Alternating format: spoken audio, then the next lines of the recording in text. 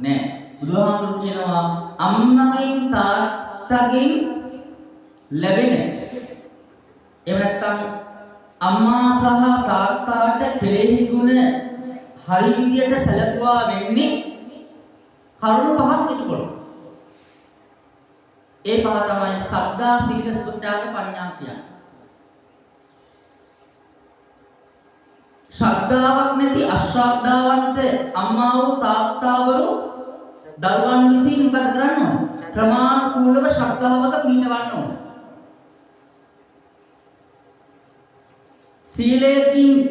සීලයක් නැති දුසිල්වත් අම්මාවරු තාත්තාවරු ඉන්නවනම් අර දරුවන් විසින් උපක්‍රමශීලීව ඒ අය පංචශීල ප්‍රතිපත්ති පිළිවන්න ඕන, කොහොමද අෂ්ටාංග සීල ප්‍රතිපත්ති පිළිවන්න උත්සාහ කරන්න ඕන. බණ අහන්න නැති, ධර්මඥානයක් නැති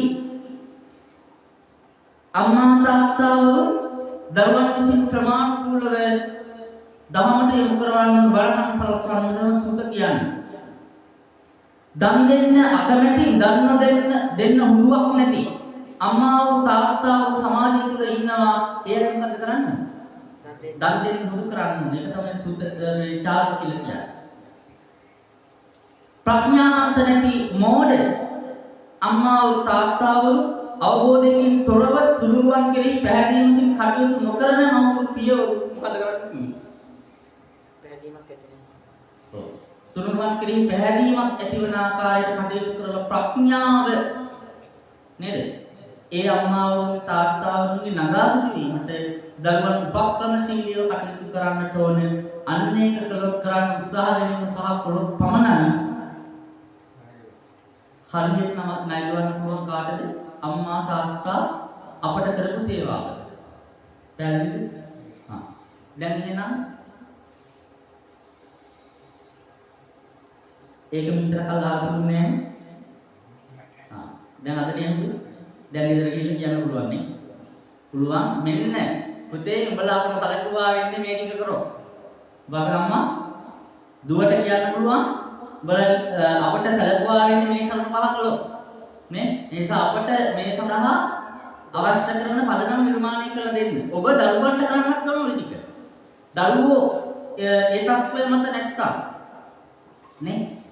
සද්ධා, සීල, සුත, ත්‍යාග, ප්‍රඥා දරුවන් තුර නැත්තම් අම්මාව තාත්තාව මොකද කරන්න ඕන? දරුවන් ඒ මගට යොමු කරන්න ඕන. ඒ වගේම අනිත් පැත්තට තමන්ගේ හිතවත් කෙනෙක් ඉන්නවනම් ඒ අයට නියම කල්යාණ මිත්‍රයෙක් ලෙස කටයුතු කළා වෙන්නේ සද්ධා, සීල, සුත, ත්‍යාග, ප්‍රඥා වල පිහිටෙව්වොත් පමණයි. පැහැදිලිද? හරි.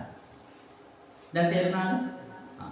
එහෙනම් නොඇසූ දේවල් අහන්න පුළුවන් කම ලැබෙනවා බණ ඇසීම තුල. ඒ නිසා පින්වතුනි මම ඒකයි කිව්වේ මව්කම නොදන්න අම්මාවරු, පියකම නොදන්න පියවරු, දරුකම නොදන්න දරුවෝ, හාමුදුරුකම නොදන්න හාමුදුරුවරු, දේශපාලන ඥානයක් නොතිබෙන දේශපාලඥයෝ නේ, විවිධ තනතුරුලාභියෝ සමාජයේ තමන්ගේ තනතුරට අදාළව කටයුතු නොකරන සමාජය තුළ අවබෝධයෙන් තොරව කටයුතු කරන ඇත්ත තමයි එමට ඉන්නේ.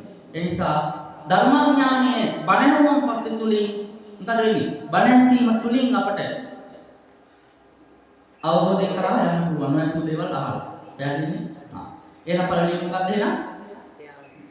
පළවෙනි එක බණ ඇහුවාම ලැබෙන ප්‍රතිලාභ වලින් නොඇසු දෙයක් අහන්න ලැබෙනවා. අසුතම් සුනාති වේකයි සුතම් පරියෝදපේති බාහිර භාගතරන් දේවල් පරිපූර්ණ කරලා දකින්න පුළුවන් හැකියාව ලැබෙනවා. ඊළඟට කංකං විතරති. ඒ කියන්නේ මොකද? සැකත නිරුණ බලයන් බුහා. මොනවද සැක? තුනුරුවන් කෙරෙහි සැකයක් තියෙනවා නම් දුරු කර ගන්න ඕන. ඒ දුරු වෙනවා ධර්මාංශාපනාශවණේ. දැන් මුල්කදවති මිත්‍යා දෘෂ්ටික කෙනෙක් වුණා සම්‍යක් දෘෂ්ටියට පැමිණෙනවා. ඒවා චිත්තමස්ත පරිදි සිතේ පැහැදීම ඇති කර ගන්න පුළුවන් නිතර බණ ඇසීම තුලින්. පැහැදිලිද? හරි. ඔන්න එහෙනම් ඔන්න ඔය ප්‍රතිලාභ පහ ඔබට ලං කර ගන්න පුළුවන් ධර්ම දේශනා නිතර ශ්‍රවණය කිරීම තුළ.